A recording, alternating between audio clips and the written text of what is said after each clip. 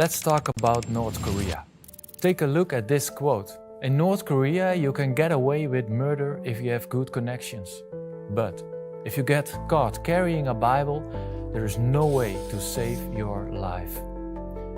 This quote is from someone who escaped North Korea, documented in a report from the US Commission on International Religious Freedom, where they interviewed 32 North Korean defectors and 6 former security agents. So why is carrying a Bible more dangerous than murder? Why does the regime want to eliminate religion? That is what we will look into.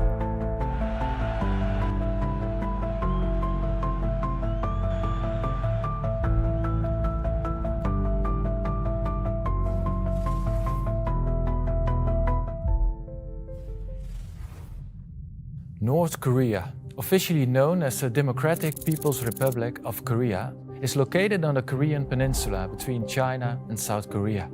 It is ruled by the Kim family dynasty and the people are heavily controlled through surveillance. North Korea has a population of around 26 million people. The capital, Pyongyang, is home to the political elite, while much of the rest of the country faces poverty and food shortages. According to the World Food Programme, about 10.7 million people in North Korea are undernourished. That is 40% of the population. 1 in 5 children suffers from stunted growth due to chronic malnutrition. And it's not just about the food. Take a look at this photo taken from the International Space Station. This is Korea at night. As you can see, South Korea is all lit up, full of energy.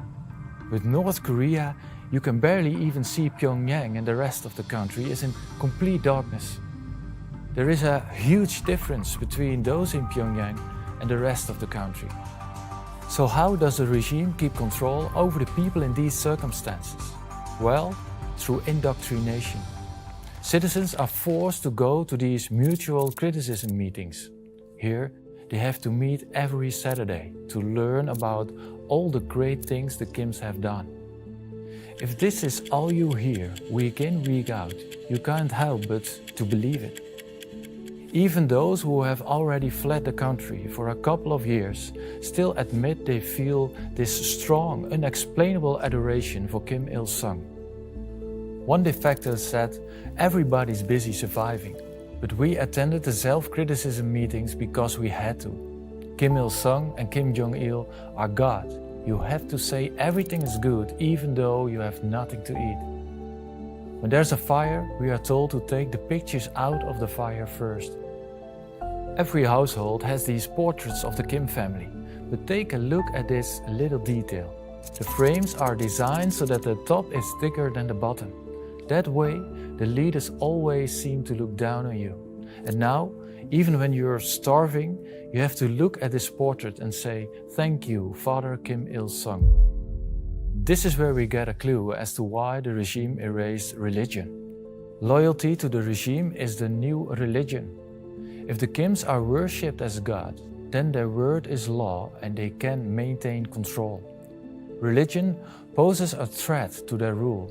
Kim Il-sung, the first dictator of North Korea, even said the following: "We could not turn into a communist society along with the religious people. Therefore, we purged the key leaders in Protestant or Catholic churches. The general religious people were put into prison camps. We learned later that those of religion can do away with their old habits only after they have been killed." Kim Il-sung saw religious people as a threat to his communist society and wiped them out. So, how big was this religious group that he tried to wipe out? Well, let's look at a little history. For the past 1100 years, Korea was a unified nation. The division into North and South Korea only happened after World War II. But before World War II, Christianity in Korea was so significant that Pyongyang was even called the Jerusalem of the East. Religion was central to Korean culture. Even today, 43% of South Koreans are religious. But in North Korea, Christianity and other religions were erased and the people were forced to flee or killed.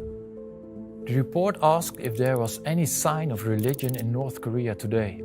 One defector said, "Religion? Not at all. You cannot say a word about it if 3 generations of your family can be killed. We can only serve one person in North Korea, Kim Jong-il. There are some reasons for this lack of religious freedom in North Korea today. But it all boils down to the fact that nothing can stand above the state. So in order to make sure the state has the highest authority, they use anti-religious propaganda. They make sure people know that practicing a religion will lead to severe punishment and imprisonment, and they will demand total devotion to the Kim family. This is the only belief allowed. So what happens if you're God practicing a religion and if you go in against a regime? Well, imagine this. You're arrested, you're just thrown into a cell without any explanation. 제일 먼저 그들은 이름을 앗아간다.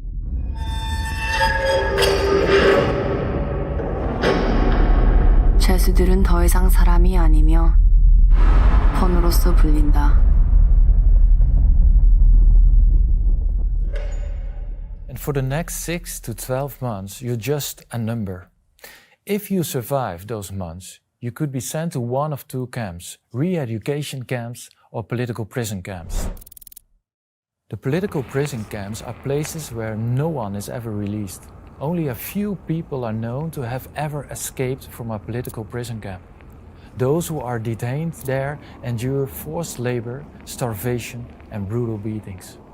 Re-education camps, on the other hand, give prisoners a fixed sentence, and if they behave, they might get released. These camps are slightly more lenient, allowing some contact with the outside world, but both are brutal and inhumane. It's crazy to think that camps like this still exist in the 21st century, but they do. Here are some of the camps that we know of. Any religion is forbidden, but former security agents who worked for police or surveillance agencies in North Korea reveal that Christians are targeted with particular intensity. Take a look at these quotes. The target of the search is Protestantism. None of the North Korean defectors are asked, did you go to a Buddhist temple when repatriated? Protestantism is the only religion that is so persecuted because it is related to the United States and is considered spying. So why is Christianity in particular seen as such a threat as seen in these quotes? Well, this is a complex question that is hard to answer. However, we do want to name a few points that could be part of the answer. One reason is ideology. The ideal North Korean is an atheist communist of pure Korean blood, with a faithful family background who is loyal to the state. Unlike other religions in North Korea, Christianity seems to clash with this ideology. They are seen as loyal to an invisible foreign god, as unreliable and as traitors. Another reason is that it's often Christians that help North Korean refugees in China. Local Chinese Christians and South Korean missionaries are often the ones helping refugees escape. And finally, Christianity is linked to North Korea's enemy, the United States. They are Christians, so every Christian must be a spy for the United States. This was further confirmed when, during the Korean War in 1950, many Christians fled to South Korea. Fleeing your country means you are a traitor. Because of these reasons, Christians seem to be targeted more intensely. At Open Doors, we want to continue to shed light on what happens in this isolated country. North Korea has topped our World Watch list for decades as the most dangerous place for Christians.